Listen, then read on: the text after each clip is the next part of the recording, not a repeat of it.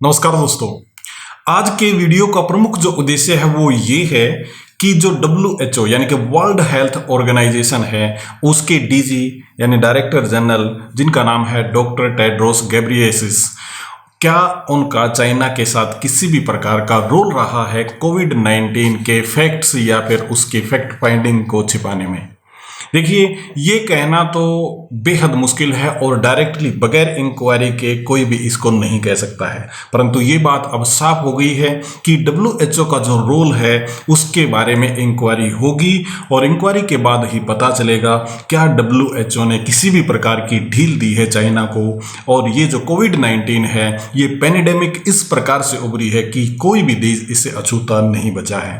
तो आज हम सबसे पहले बात ये करेंगे कि जो डॉक्टर गैब्रियेसिस हैं इनका रोल क्या है चाइना से, क्योंकि चाइना को और डॉक्टर गैब्रियेसिस को आपस में जोड़ के देखा जा रहा है, दोनों का आपस में इंटरकनेक्शन बताया जा रहा है। तो इस कनेक्शन को ढूंढने के लिए सबसे पहले तो हमें डॉक्टर गैब्रियेसिस की हिस्ट्री को जानना होगा कि ये कौन है।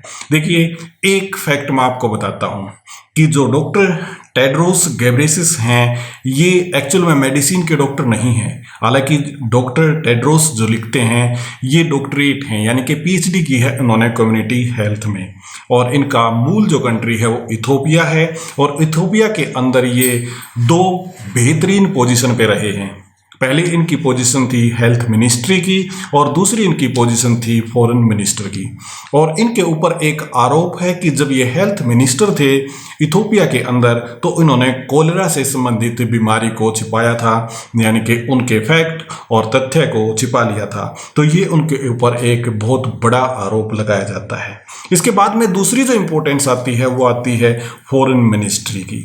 जब ये इथोपिया के फॉरेन मिनिस्टर थे तो जो इकोनॉमी थी इथोपिया की, पर्टिकुलरली यदि मैं बात करूं तो 2012 से 16 तक इथोपिया की इकोनॉमी डायरेक्टली डिपेंड करती थी चाइना से। और 2015 में चाइना के साथ इन्होंने समझौता किया और $13 बिलियन का लोन लिया चाइना से। तो ये हम स्पष्ट तौर से कह सकते हैं कि डॉक्टर गैब्रियेसिस का और चाइनीज पर्सन का पहले से तालमेल बहुत अच्छा था। अब आते हैं दूसरी बात पे, और दूसरी बात है इलेक्शन की। देखिए, 2017 के अंदर नए डीजी WHO के बने और 2017 ही पहला साल था ऐसा जब WHO के जितने भी मेंबर कंट्री हैं सभी ने अपनी वोट दी। और किस प्रकार से इलेक्शन होता है WHO का, हालांकि मैंने पहले इसको फाइंड आउट करने की कोशिश की और जब मैं इंटरनेट से देख रहा था तो मुझे पता चला कि डायरेक्टली इसके बारे में कुछ नहीं कहा गया है, परंतु मुझे इसके बारे में पता चला और द हिंदू जो न्यूज़पेपर है उसमें इसके बारे में स्पष्ट लिखा है कि 1 कंट्री 1 वोट सिस्टम से WHO के डीजी बने डॉक्टर गैब्रियेसिस। अब WHO के टोटल जो कंट्री हैं 194 कंट्री या फिर आप मेंबर कह सकते हैं, यानी कि सभी ने वोट दी। 1 कंट्री 1 वोट। अब यहाँ पे जो इन्फ्लुएंस की बात की जा रही है वो ये की जा रही है कि चाइना का बहुत बड़ा यानी कि अहम रोल था डॉक्टर गैब्रियेसिस को डीजी बनने में WHO का। और ये किस प्रकार से था, चाइना ने अपनी वोट तो दी ही थी, इसके साथ में जो उसके नेबर कंट्री थे या फिर जो उसके इन्फ्लुएंस में जो देश थे उन सभी पे जोर डाला कि डॉक्टर गैब्रियेसिस ही डायरेक्टर जनरल बने WHO के। तो ये तो दोस्तों हमने बात की कि डॉक्टर गैब्रियेसिस और चाइनीज पर्सन या फिर चाइना का किस प्रकार से आपस में इंटरकनेक्शन है, किस प्रकार से आपस में दोनों का रोल रहा है, संबंध रहा है, किस प्रकार से दोनों की गुडविल रही है।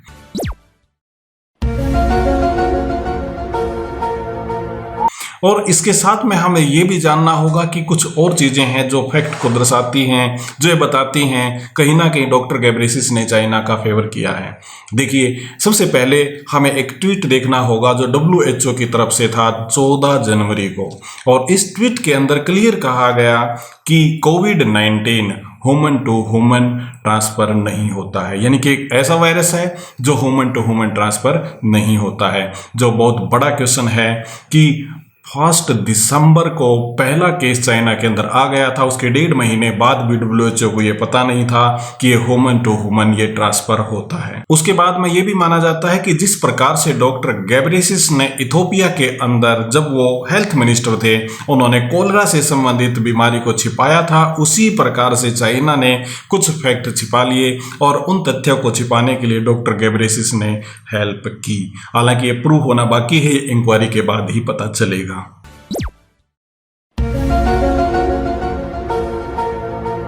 दूसरा जो फैक्ट है वो इंडिकेट करता है कहीं ना कहीं चाइनीज इन्फ्लुएंस या फिर डॉक्टर गैब्रियसिस का पर्सनल इंटरेस्ट, और वो दिखाता है कि वुहान वायरस को जल्दी से इसका नाम बदलना, यानी कि ये भी आरोप है WHO के ऊपर कि उन्होंने वुहान वायरस को छिपाने की कोशिश की। वुहान वायरस मतलब एक जगह को दर्शाने वाला, और ऐसी भी बात नहीं है कि वुहान वायरस इसका नाम रहता तो किसी को ऑब्जेक्शन था, परंतु यदि WHO की तरफ से देखें तो WHO ये कहता है कि हमें नई बीमारी को इस तरीके से नहीं दर्शाना चाहिए जो किसी जगह को डिफाइन करती हो या किसी जानवर या इंसान या कंट्री को डिफाइन करती हो।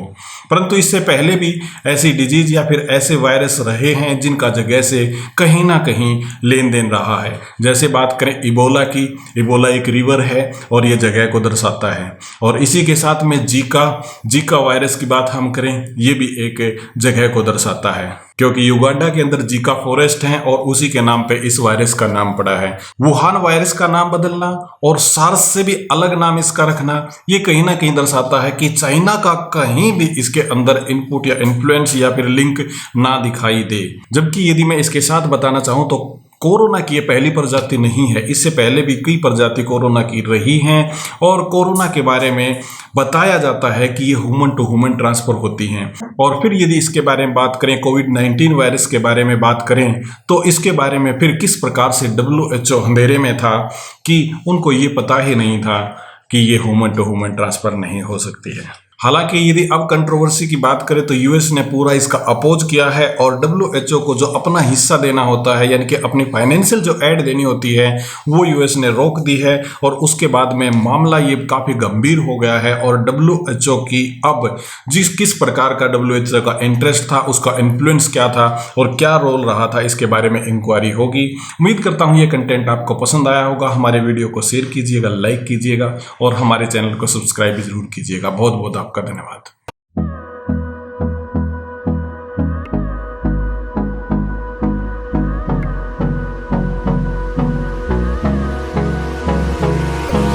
Hold me close till I get up. Time is barely on our side.